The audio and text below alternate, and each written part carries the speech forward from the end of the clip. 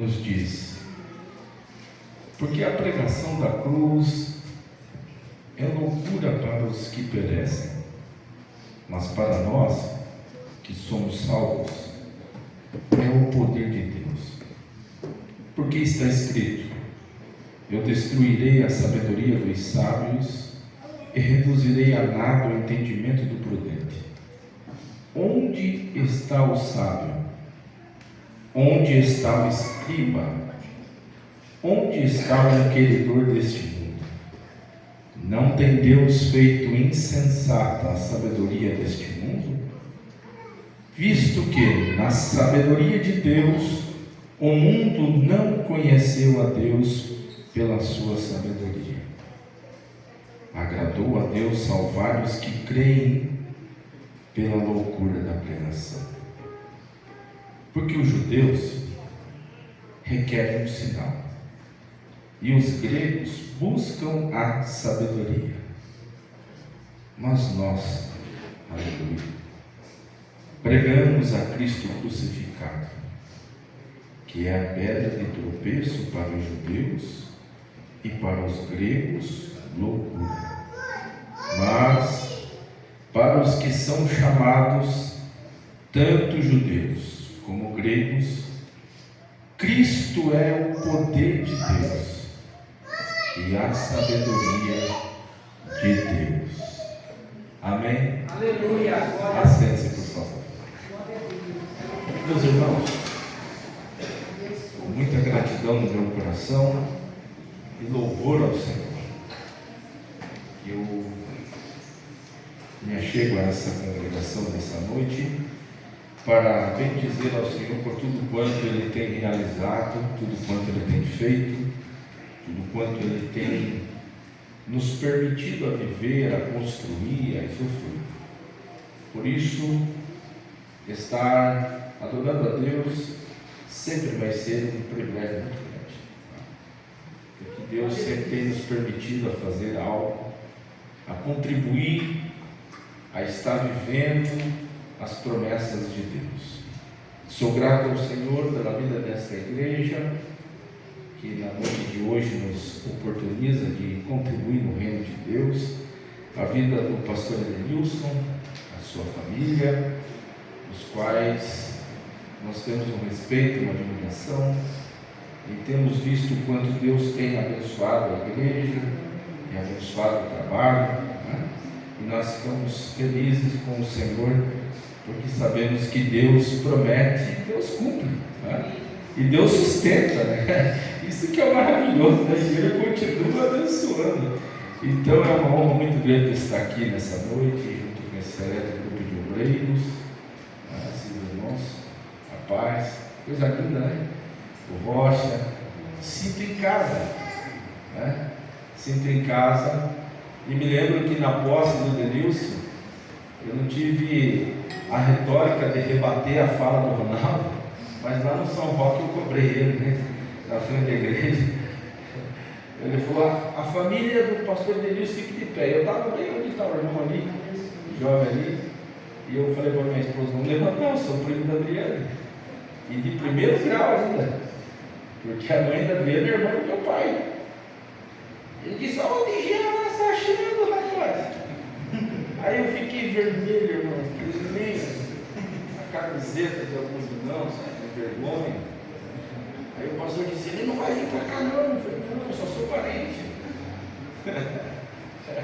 Que benção, querido. As brincadeiras, porque a gente tem uma liberdade. Existe uma história aqui nessa igreja, né? Existe uma história que eu vivi aqui neste lugar, e hoje estar aqui com os irmãos é uma honra muito grande. O João, esse jovem corajoso, tanta gente boa aí, né? Você me deu essa honra. Obrigado. Que Deus te abençoe e Deus te guarde. E que banda bonita, hein, gente? Rapaz, rapaz, esse irmão ali da guitarra é cheio de Jesus. Deixa Deus te usar, irmão. Me ajude. Ajuda aí, se Jesus tocar, toque. Adora. Que coisa linda ouvir, né, irmãos? Eu fico maravilhado com a Assembleia de Deus, meus irmãos, porque a gente observa em grandes congressos, né? Eu sempre tenho observado algumas coisas. E eu tenho observado que nos congressos se reúnem muitos músicos das congregações que tem em Telêmaco. E a impressão que eu tenho, posso até estar me equivocando na minha fala, mas eu acho que esses camaradas não ensaiam. E eles se reúnem, eles se trocam a formação da banda, e você escuta, parece que está ouvindo um CD. Telêmaco Borba é um celeiro, irmãos, de músicos, de adoradores, de ministros da palavra de Deus. Olha, a gente de vez em quando sai na redondeza, você vê o quanto Deus tem abençoado a igreja, a Assembleia de Deus em Telêmaco Borba. Vamos zelar dos nossos músicos, eles são importantes na casa do Senhor. Vocês sabiam que quando a música é tocada, o Espírito de Deus se manifesta? Se o instrumental soubesse a responsabilidade que tem ao tocar o instrumento, vocês não imaginam o que acontece. Eu vou citar um exemplo bíblico. Quando Saul estava atormentado pelo espírito maligno, Davi pregava, Davi lia salmos ou Davi tocava o instrumento? Qual dos três alternativas? A, B ou C? C. Você já parou para pensar nisso? Então, quando o instrumento é tocado, o Espírito Santo é atraído. É só ler a Bíblia. Ele habita no meio dos louvores. Ele não habita no meio da pregação. Mas quando a música é tocada, o Espírito de Deus se manifesta. Tem muitos por aí que dizem: não, para o teclado, não toca, corra isso, deixa tocar. Deus vai usar cada instrumento que está aqui nessa noite para que todos façam a sua vontade. Por isso de vez em quando Jesus pega os músicos, pega a gente. Já repararam isso? A gente está pregando baixinho, daqui a pouco você começa a ouvir. O cara do teclado ergue o teclado, você ergue a voz. Aí você se empolga aqui, o cara já pega outro instrumento e começa a se empolgar lá também. E de repente o Espírito de Deus toma conta do ambiente. Você quer sentir o Espírito Santo nessa noite? Você veio aqui para sentir Ele?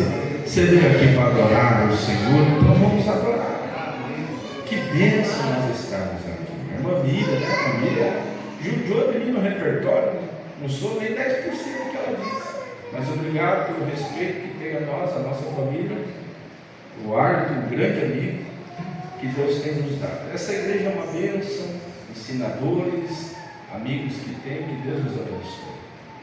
Deus assentou no meu coração pensar com os irmãos a respeito da cruz, a respeito de o grande elo que nos trouxe a esse ambiente. A igreja em Corinto, ela tinha diversas e inúmeras observações para que colocasse no trilho. Havia dentro de Corinto alguns grupos que deturpavam o Evangelho, que queriam afastar as verdades da cruz. Deus usou Paulo a falar à igreja de Corinto aquilo que necessitava para doutrinar a igreja, para que os irmãos não tivessem dúvida a respeito do movimento que se acendia nos primeiros séculos depois de Cristo. A morte de Cristo é um divisor de água na história da humanidade. Quando Cristo acendeu a luz ao ventre de Maria, a história do mundo nunca mais foi a mesma. Quando o plano de Deus em trazer em evidência o Salvador, depois dele estar aqui, ele nunca mais foi o mesmo. Esse mundo não foi mais o mesmo. As coisas que aconteceram trouxeram algum significado daquilo que já se falava pelos antigos, aquilo que se falava pelos patriarcas, aquilo que se falava pelos profetas, aquilo que Isaías escreveu a respeito do Messias, a vinda do Salvador. O que choca a humanidade ao ler os profetas menores é que todos esperavam que o Cristo que veio, o Rei de Israel, o Supremo Ser, o Criador de todas as coisas, quando viesse a esse mundo, libertaria a nação de Israel da escravidão que vivia, abençoaria com prosperidade a nação, e todos viveriam aquilo que almejava o coração. Os profetas menores alertando o povo que se dispersava no seu próprio entendimento, a esperança que se esvaziava com o passar dos dias a respeito da vinda do Messias. Todos esperavam um Salvador da pátria, aquele que viria na família real, que viria com um cetro de justiça e exterminaria todos aqueles que perseguiam, oprimiam, aqueles que de alguma maneira os aprisionaram e trariam castigo, vingando por justiça tudo quanto fizeram a Israel. Mas o Messias não vem desta forma. O Messias, o prometido, o menino de Isaías, quando Isaías diz: o menino nos deu, porque fala da humanidade. Um filho nos nasceu, fala da divindade, e sobre os seus ombros está todo o governo. Sobre os ombros do menino está toda a estrutura do céu. Ele é o próprio céu, ele é a existência de todas as coisas. Ele não tem princípio, ele não tem fim. Ele é o Pai da eternidade. A eternidade tem que se curvar diante dele. A sabedoria se curva, porque só existe sabedoria porque ele quis criar a sabedoria.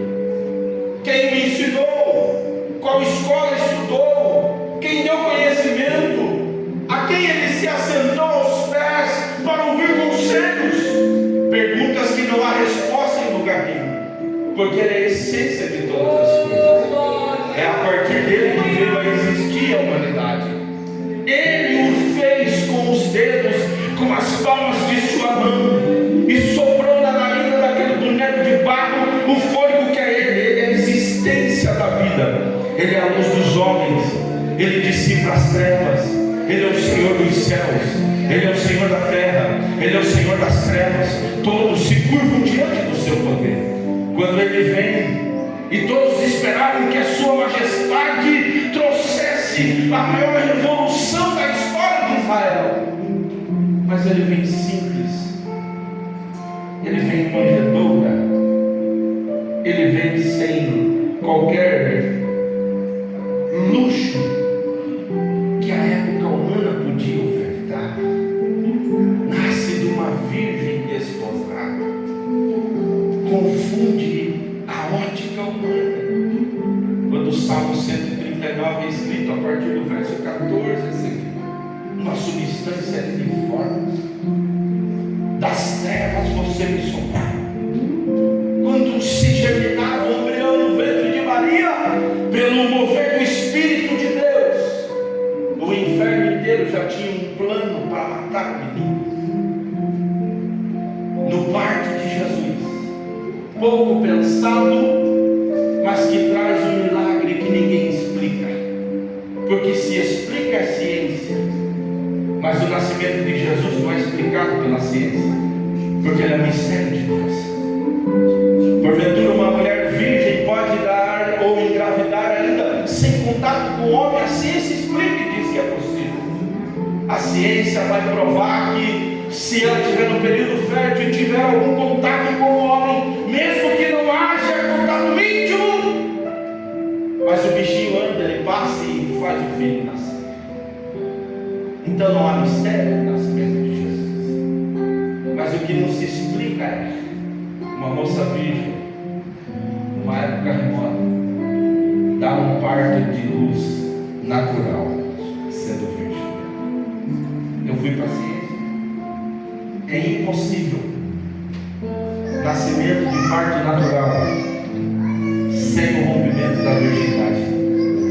Talvez você esteja pensando: que loucura, esse homem veio pregar essa noite. Mas o nascimento de Jesus, Apocalipse vai dizer que enquanto tentaram matar o menino no ventre, porque o corpo humano tinha que passar por um processo de transformação que ainda não tinha passado. Maria não teve parteira, porque quem veio fazer o parto é o próprio Deus. O próprio Deus desce. Eu sinto a graça dele aqui nessa noite. O inimigo diz: o menino não passa agora, ele morre. O corpo não vai fazer abertura. Enquanto há o ímã da virgindade, o corpo não pode abrir, os quadris não se deslocam do lugar. E ela gritava para dar a luz, mas o dono da vida disse: vamos fazer o parto. E o menino Jesus veio à existência sem toque daquilo que a ciência pode provar. Só acredita nessa loucura quem está enquadrado no que Paulo está dizendo, que a mensagem da cruz é loucura para os que se perdem, mas para esta igreja nessa noite, quantos querem ver? É o poder de Deus, é o poder de ninguém acredita nisso, parece natural, ninguém acredita no milagre do nascimento de Jesus, porque parece natural, mas não foi espiritual, envolto na glória de Deus. O próprio Deus, Apocalipse 12, vai descer e vai fazer o parto. Enquanto isso acontece, o inferno acabou de entender que o dono da vida vai pagar o preço da cruz do Calvário. O dono da vida, a dívida que estava sobre mim, a dívida que estava sobre nós, agora chegou o grande, o único, o verdadeiro, o principal, o tabernáculo, o sumo sacerdote que entrou no mais santo lugar e se ofereceu por cada um de nós. Paulo está trazendo a memória da igreja em Corinto que pregar o evangelho é loucura. Um homem chamado Teófilo chegou a um outro chamado Lucas e disse: de fato esse Jesus ressuscitou. Então escreva isso. Detalhe para mim.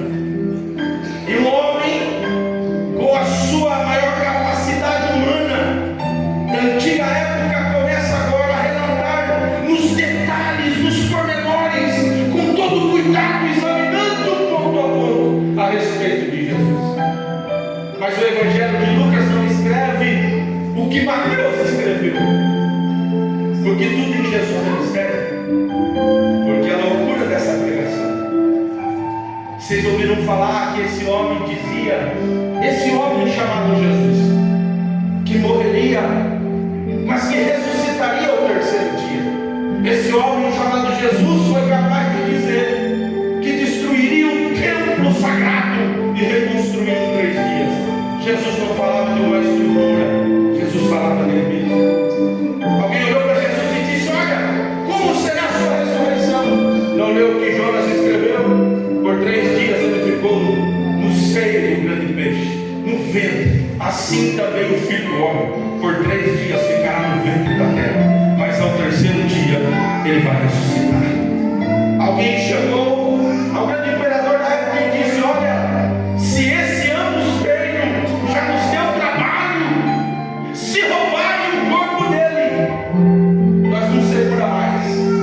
Então faz um favor, faz um decreto, e nós vamos colocar vigias, 2 sentinelas, 24 horas, cuidando do túmulo desse Jesus, porque os seus discípulos são capazes de irem à noite e roubar o corpo. O único que escreve isso é o evangelista Mateus, que escreve inclusivamente para ele. E 2 homens ficaram fazendo a guarda e selaram, mas ao terceiro dia,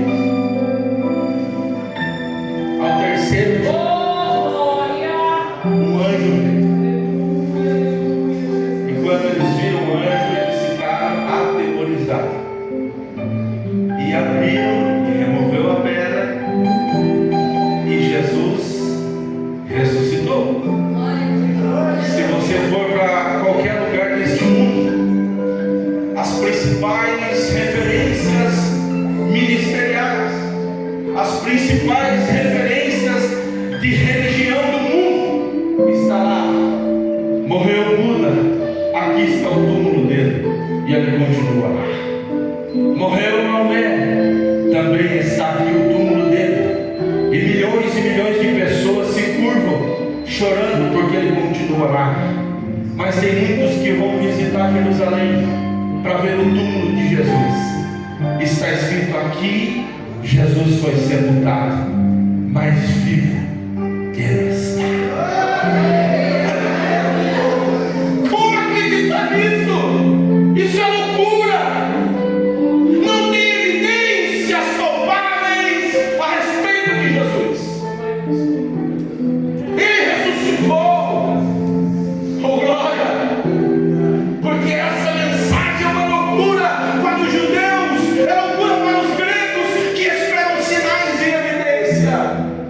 Há muitos que dizem: eu só confesso Jesus se ele fizer algo. Eu só confesso Jesus se eu ver um canceroso ser curado. Eu só confesso Jesus se eu ver um paralítico andar. Eu só confesso Jesus se eu ver um braço amputado gerar outro braço. Mas Jesus não se convence, ou não se conforma, ou Jesus não se confessa por aquilo que vemos. Nós confessamos por aquilo que Ele é. Eu não confesso porque eu espero que Ele faça algo. Não, Ele já fez. Eu confesso porque Ele já pagou a minha dívida. Eu confesso porque Ele morreu de braços abertos na cruz do Calvário. Eu confesso porque isso é loucura para os homens, mas para mim é o poder de Deus que age dentro da minha vida. Eu confesso porque eu reconheço que quem deveria estar lá era eu, mas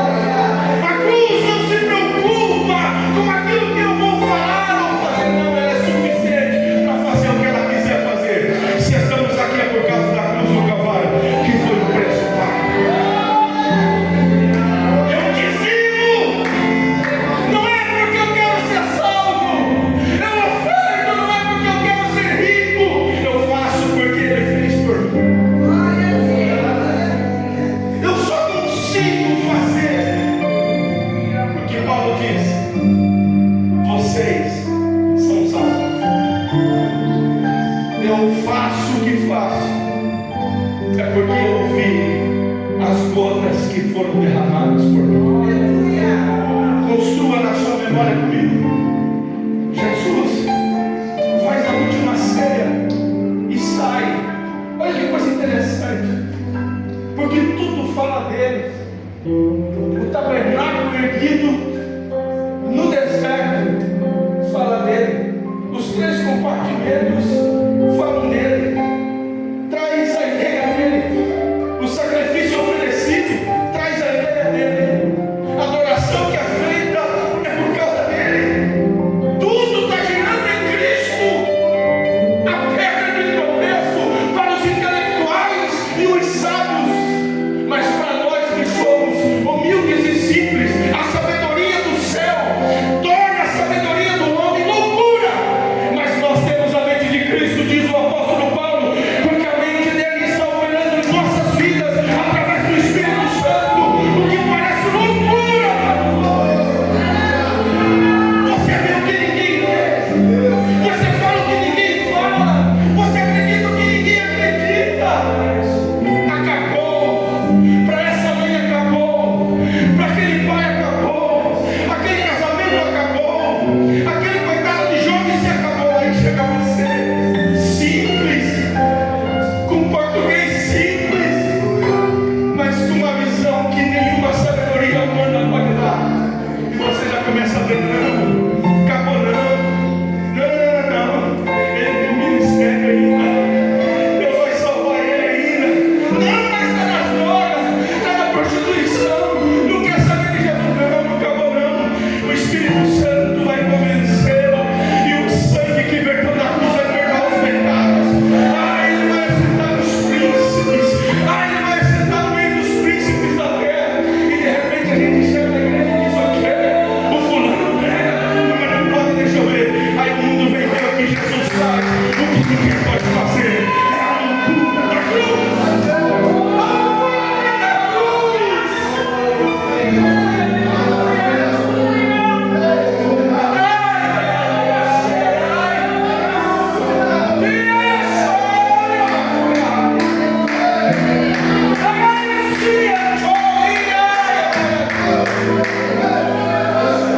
Foi a cruz que nos trouxe.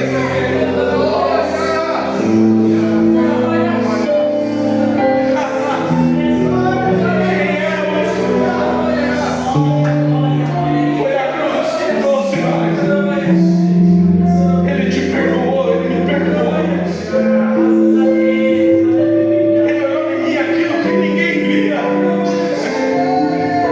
Ele fez por mim o que ninguém pode fazer, é por causa dele. Se eu estou aqui é por causa de Jesus. Se eu tenho família é por causa de Jesus. Se eu tenho ministério é por causa de Jesus. Se eu prego é por causa de Jesus.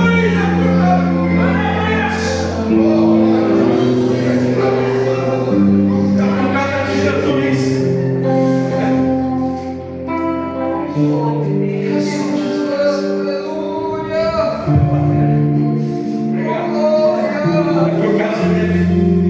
Irmãos, ir lá no tabernáculo, 3 coisas são importantes: o ato, o lugar santo e o santíssimo. Quando Jesus vai morrer, tem 3 coisas que ele faz. Ele faz a ceia. Terminando a ceia, ele diz: vamos orar um pouco. E ele vai andar em 3 ambientes antes dele derramar a primeira gota de sangue. Porque a primeira gota de sangue não foi derramada na cruz, foi na angústia do Getsemane. O tabernáculo tinha um lugar chamado átrio, que era o maior espaço. Depois tinha um lugar chamado santo, que só o sacerdote entrava diariamente. E uma vez por ano entrava alguém no santíssimo lugar, que era o sumo sacerdote. Uma vez. Aí Jesus reúne os 12, deixa 9 no lado, pega 3 e caminha, deixa os maiores no lado, caminha com 3 para o lugar santo e fala: olhem comigo. Aí Jesus começa a orar. Ele diz: ficai aqui, Pedro, Tiago e João, fique aqui no lugar santo. Eu vou acessar o ambiente que você não pode ir comigo. E Jesus caminhou um pouquinho mais para frente. chamado Getsemane e começou a angustiar-se. Os pecados do Jean, Senhor, os pecados dele, os pecados da igreja inteira para fora, o pecado da humanidade. E ele começou a se angustiar. E ele disse: Pai, se possível, Pai, sozinho no Getsemane, curvado aos pés do Todo-Poderoso, Pai, se possível, passe o cálice de mim, passe de mim o cálice. De repente começou a verter sangue na face de Jesus pelos seus corpos. E a minha dívida e a tua começaram a ser perdoadas. Começou uma nova aliança com o mundo. O reino das trevas começou a pensar que estava ganhando. Está angustiado, não vai suportar. O diabo investiu nele um pouco antes, depois de Jesus, 40 dias no deserto, jejuando. O Espírito leva ele ao deserto. E quando ele chega ao deserto para ser tentado, o inimigo diz: se tu és o Cristo, transforma a pedra em pão. Ele diz: nem só de pão vive o homem. Mas tem uma coisa interessante, que o diabo vai levar ele no alto do pináculo e vai mostrar o reino do mundo e a sua glória. Muitos acham que mostra a riqueza para Jesus, mostra o ouro, mostra aquilo que a terra tinha de precioso. Não, o diabo está mostrando o poder que tinha sobre a gente. O reino é nós, a glória é nossa alma. Ele diz: eu te dou tudo de novo, só você me adorar. Mas Jesus disse: eu vim para resgatar aquilo que havia se perdido lá atrás. Eu vim aqui para salvar esse reino, porque meu reino não vem com aparência externa. Lembra de Jesus, Lucas 17? Quando vem seu reino? Meu reino não vem com aparência externa, nem ele ali, nem ele aqui. Mas o meu reino, o reino que eu vim trazer, ele está dentro de vós. Dentro de quem? Dentro da igreja. Está aí, o reino de Deus está aí. Deixa eu ver, tem reino de Deus aqui, ó. Tem reino de Deus aí. Ele habita aí dentro. Por isso ele diz: eu e o Pai vamos vir fazer morada na onde? Em mim e você. Não é aqui, não é nessa estrutura de madeira, não é estrutura de ferro, não é estrutura de tijolo que abriga a glória de Deus. A glória de Deus habita na minha e na tua vida, porque está na onde? Na cruz. Isso é loucura. Isso é loucura. Acreditar nisso. Oh, glória. Aí a gente começou a ver gotas de sangue no Getsemane. E quando ele estava lá, ele volta e vê Pedro, Tiago e João dormindo, e os outros 9 nem se diz. Mas de repente, construa comigo isso, ele foi levado na casa de Anás e Caifás, foi sentenciado, começaram a bater nele, foi sentenciado com chicotadas, a sua carne foi vituperada. Eu não sinto dó de Jesus, por mais que isso me constranhe. Eu não sinto algum tipo de constrangimento, não. Eu sinto alegria, porque foi Ele que pagou por mim. Eu não merecia esse amor, mas Ele disse: eu vou pagar essa dívida. O sacrifício dele me trouxe liberdade. Eu fico imaginando Elias, quando o madeiro foi colocado sobre as suas costas, sobre o seu ombro, para ele caminhar até um lugar chamado Caveira, o Gólgota. Quando ele ia, as gotas de sangue iam banhando as ruas de Jerusalém. Muitos zombavam, muitos balanceavam a cabeça. Olha o rei dos judeus, que fim levou. Mas agora olhe do céu, não olhe da terra. Transporta a tua mente para a região celeste. Quando ele chegou, eu fico imaginando os 24 anciões, os 4 seres viventes, todos os anjos, o Pai do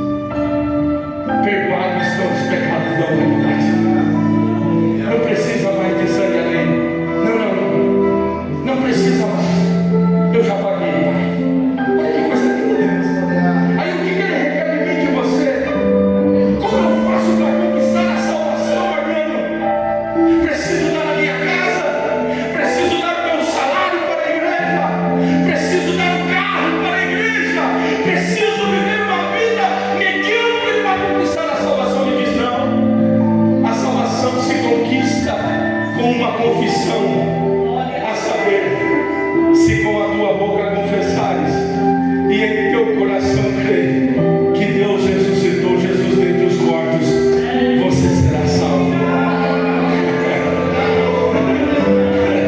Por isso ele está dizendo, a palavra da cruz é loucura para os que perecem, mas para aqueles que confessaram é o poder de Deus. Mas quem confessou vós que sois salvos? Por isso eu não vim atrás de sinal. Tudo o que eu faço é por causa da cruz. Se eu estou aqui nessa noite, se o pastor, quando me chama as responsabilidades eclesiásticas, não faço a Assembleia de Deus, não faço aos homens, eu faço porque eu vi a cruz, porque eu fui amado por ela. E nessa noite Deus está dizendo para mim e para você: você quer ser feliz? Ame a cruz, cante o hino 291 da harpa, e sim, eu amo a mensagem da cruz, celebre na cruz, louve pela cruz, cante através dela, porque enquanto isso é tropeço para o mundo, para Deus é glória. Nós não temos honra nenhuma naquilo que fazemos, é porque a cruz nos alcançou e ela está dizendo: sou suficiente para perdoar todos os teus pecados, para escrever teu nome no livro da vida. Não adianta, não há outra possibilidade de encontrar o Senhor se não confessar que Ele é Senhor. Glória a Deus. Que loucura! E para nós fechar, a cruz vista de cima é uma chave, que foi um novo testamento, um novo portal.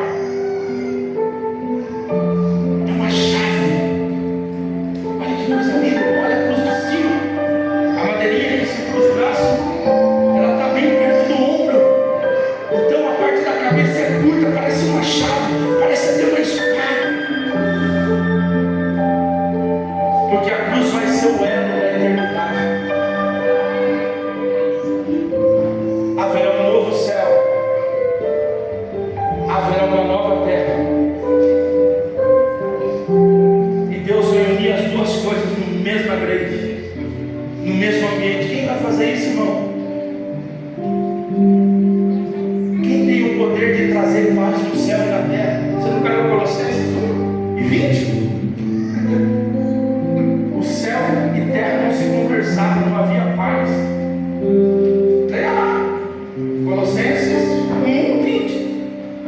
Mas Ele trouxe a paz pelo sacrifício da cruz, pela loucura, pelo derramar do seu sangue. Ele conseguiu, Lucas, colocar as duas coisas no mesmo ambiente. Colossenses 1:20. E o arrebatamento da igreja, a loucura da cruz, que tantos estão zombando, que tantos estão colocando adicionais, um dia vai unir esses dois ambientes. Apocalipse 21